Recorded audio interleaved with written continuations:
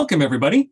My name is Matt Pearsall. I am the community manager here at Second Step and Committee for Children, and I am really excited to be able to join you all today with our latest Second Step Educator Spotlight. First, I would like to begin with a land acknowledgement. Committee for Children's offices sit on the unceded traditional lands of the Coast Salish people, specifically the first people of Seattle, Washington, the Duwamish tribe. As we honor the Duwamish people and their ancestors, it's also important that we consider our place in the past, present, and future history of the Indigenous peoples of our region, as well as how we can best support them. Thank you. Now, I'm very pleased to introduce to you Lori Fisher. Lori, which I'm not sure where, Lori Fisher.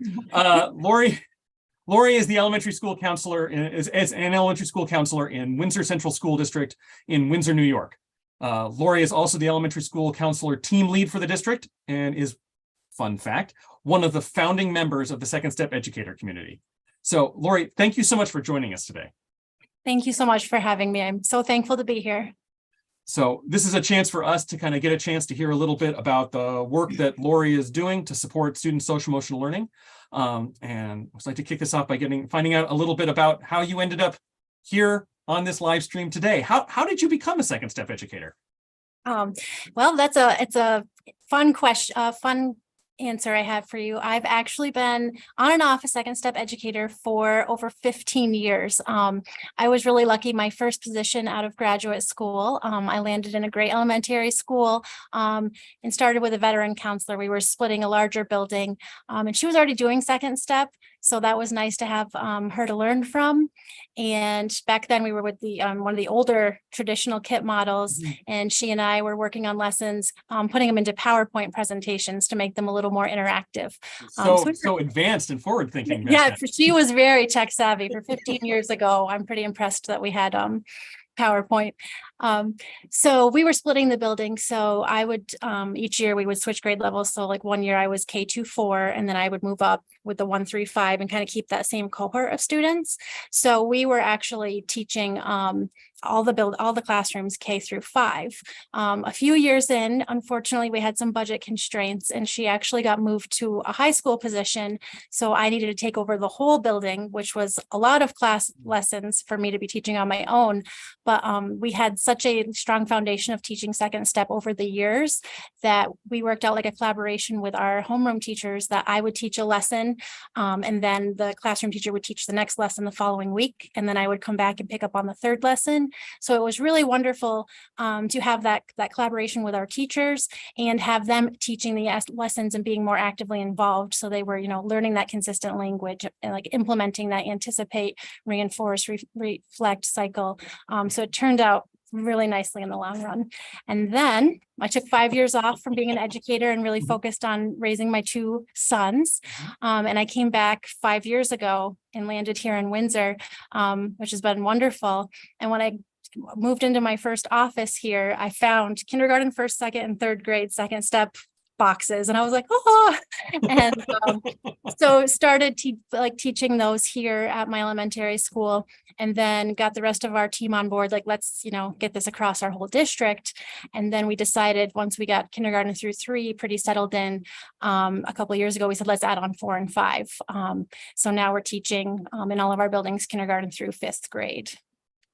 Well, that's great. So that's been I think it was really kind of interesting that you kind of came in and got to see a counselor that had been doing this for a long time and kind of learn from them, and then you yourself got to turn around and apply that when you came into the Windsor district.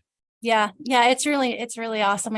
And here we're kind of doing a collaborative model in a different way. So counselors are pushing into all of the classrooms, but we're really having our teachers play an active role in co-teaching those lessons with us.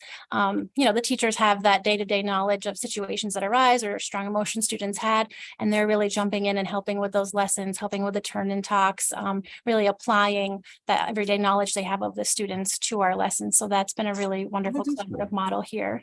How long have you been implementing that model in Windsor? Well, over the last few years, we started where we were teaching it, and then we're kind of giving more to the teachers and having them, really jump in on the lessons. And they've been really great now that they're familiar with the program and all the lessons. They're more comfortable to jump in and co-teach with us as counselors. That's great.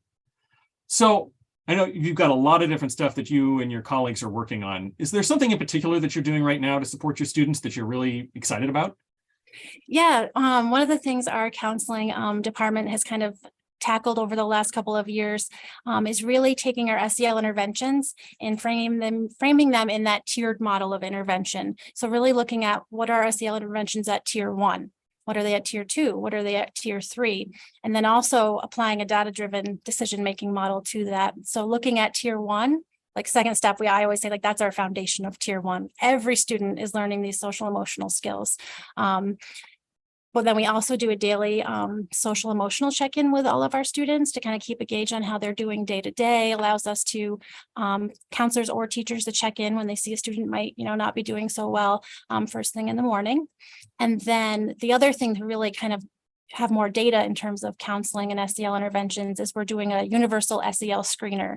Every November, our teachers complete that. And then our school psychologist, Dr. Hilton, I don't know, she might be on here. She's been like our data master. Magda, hi, if you're here. She will take that screening and then she actually puts it into a spreadsheet for us. And we have these are students who are tier 3 are red and tier 2 are yellow. And then we have our tier 1 in green. And then we take that data and we meet with our teachers and we say, so-and-so came up flagged, on this screening. How is he or she doing? Do we need to do some, additional SEL interventions? So that's been really nice. And then if they come up flagged, if we're not already working with them, then, we start working with them, doing like check-in, check-out, group counseling. We have a mentor program. And then if we see students might come up and need extra tier 3 support, that's really where we're looking at our evidence-based interventions, doing progress monitoring, individualized behavior plans, working with the family and outside agencies. So it's just been really nice to kind of apply what we see as that academic RTI model really to our SEL interventions and have a better understanding of what our students really need in terms of those essential SEL skills, and know that we're targeting our interventions to meet those needs, and then to know if it's making a difference. Yeah, I think it's what's the word I'm looking for?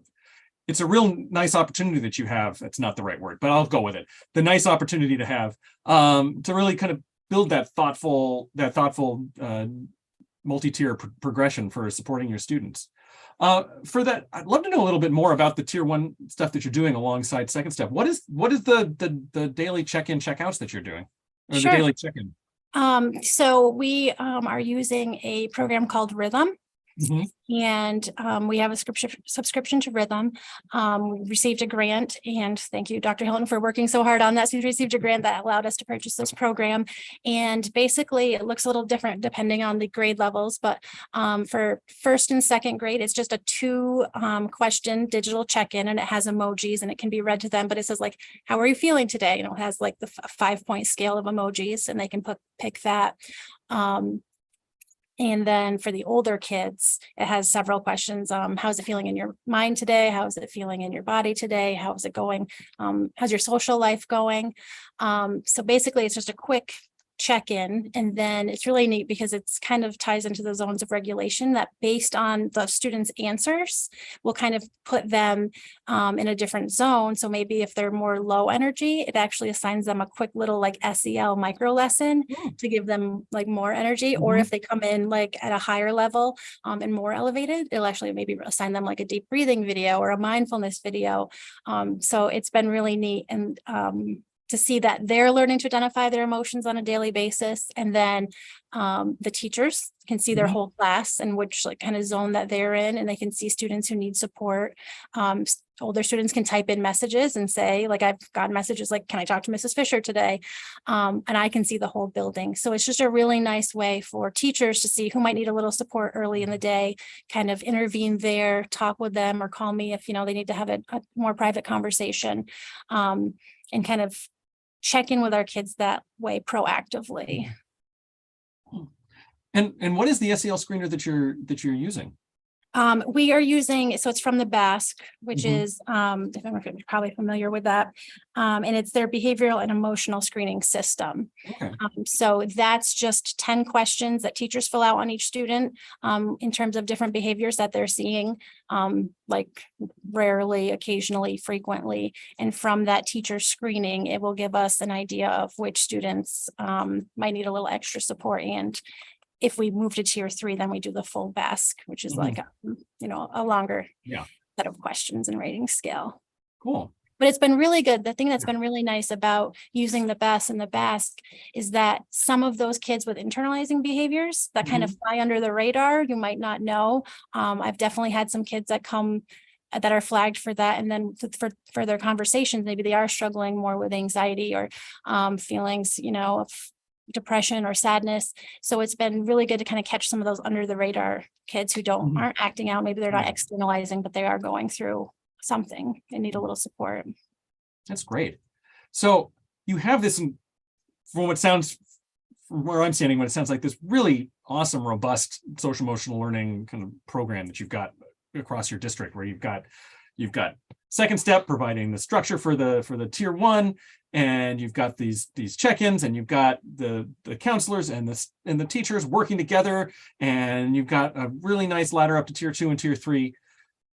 So I know that there are people watching this right now going, I wish my school or my district was in the same spot that your school and your district is. Do you have any suggestions or advice or nuggets of wisdom for other Second Step educators who are looking to kind of do similar sort of work that you're doing? Sure. Well, thank you. Yes, I feel very blessed to be in this district and really have, our school psychologist, Dr. Magda Hilton, kind of cheerleading and keeping us structured and organized and data driven. It takes time. I think it's, you start small. I started by piloting a couple Second Step, grade levels 5 years ago when I started, and kind of spreading that across the different buildings. And then once teachers were familiar, we wanted to move it up to the grade level. So really start small, start where you're at.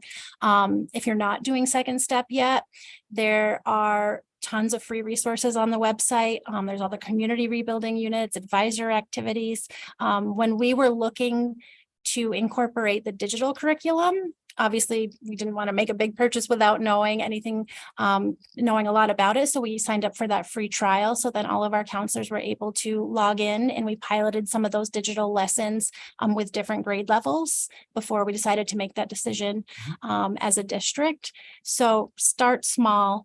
If you're like a counseling team, start small and kind of get some people bought into it and bring some people with you. Maybe those teachers or other educators who are into SEL. We have a few special ed teachers who are also really into SEL, and incorporating them into the team. And it takes time. And just keep in mind that it takes time. This is years and years in the making. The other thing I would say, like from a more nugget of wisdom or a small practical takeaway tip is I've noticed teaching Second Step over the years of modeling the different skills and behaviors, and also sharing with the students some of my own personal experiences. I feel frustrated sometimes. I get really upset in the mornings when my sons aren't listening, and I have to stop and take a breath, and I have to use positive self-talk, and you can see that the kids, they like to get to know you, and they want to know you in a deeper way. So sometimes just sharing those little stories kind of hook them in. And it also helps one of the things I really love about teaching Second Step across the whole building is it really normalizes needing to calm down. That's part of life, right? These are essential lifelong skills. We are going to have trouble getting along. We are going to have strong emotions, but we can learn the skills to manage those feelings and effectively solve social problems. And it just helps all the kids realize it's okay. That's part of life. And when we're modeling that, I think that can be so influential, for the kids. Yeah, I think that's really awesome advice. It makes me think about all of the way, what an amazing experience it is when you're a student and you go, oh, my teacher's a real human being. They're like a real person with real things, just like me. We're both real. Right, exactly. Yeah. And it's kind of modeling, that vulnerability, and that it's okay. We all have these moments. So that part, that's, I think, good advice. And then starting with what you're comfortable with, what's a social emotional skill or, tool that you use as yourself. And like gratitude's a big one that I try to incorporate in a positive mindset. So as I was teaching, I was like, how can I quickly incorporate something like that at the beginning? I started doing this in 4th and 5th grade last year. We did a focus where it was finding the good. And I would start each lesson, we'd pull up a Google Doc, and it would just be, I would just start and say, okay, what's something good that's happened? What's something you're thankful for since the last time I was here? And the kids would just, we do a quick whip around and we'd list it out. And it was just helping those kids have that more positive outlook, and kind of fight against that negativity bias that even when we're struggling, we can find the good, we can look for the positives. And just simple things like that can be really, effective and meaningful without a lot of work. But so if you're, into gratitude, then somehow figure out a way to connect to that with your students, or mindfulness, or whatever it is. Well, thank you so much, Lori. This has been, I wish I could talk and go on and on and on, but I know that you've got work, and everyone who's watching has got other things to do. So I will stop asking questions. Is there anything else that you wanted to say to all the other Second Step educators out there in the world right now? Just thank you for all you do. And I know that, being SEL educators, you can have those really tough moments, but remember, you're planting those seeds and you're making a difference even on those tough, challenging days. So I'm so thankful. I'm thankful for this community. I've learned so much from this group and sharing ideas. So thank you for having me, and thank you for this group. Yeah, and thank you so much for joining us today, Lori. It's been awesome. I've known you through the Second Step educator community for years now, and this is the first chance that I've gotten to actually get to sit down and meet you, and it's been awesome. Thank you so much. So, and for those of you who are in the Second Step community and know Lori from there, you already know what we're talking about. But if you're watching somewhere else and you're not yet a member of the Second Step educator community, please take a look. You can join us on Facebook. We would love to have you be a part of the conversation. And not just get a chance to connect with amazing educators like Lori, who are using Second Step all over the country and around the world. So until our next Second Step Spotlight, or until I see you all in the community, everybody take care, stay well, and we'll talk to you then. Bye.